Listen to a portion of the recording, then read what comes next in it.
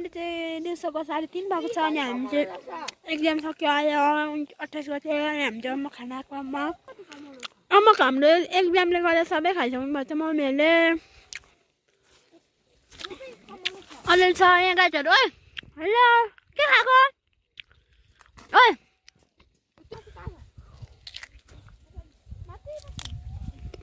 अनि म बहिनी भाइ आएको छ मम्मा खाना चाहिँ यहाँ अम्माको अलिक ठुलो छ यो सबै काटिदिनु भयो नि भयो यस्तो झार्दैछु यो दिनै आउँछ क्या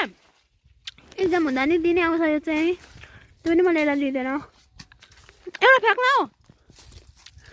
भाइ अर्को गाडी चाहिँ यहाँ पर हेर न अम्माको बुट यता छ उ चाहिँ आल्चाको बुटमा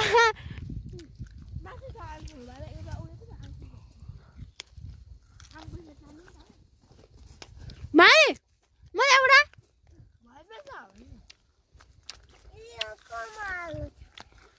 नमस्ते एभ्रीवान भन्दै हामी जम्मा खाएको मैले एउटा खाइसकेँ यो चाहिँ हाम्रो अम्माको होइन नि त दाजुहरूको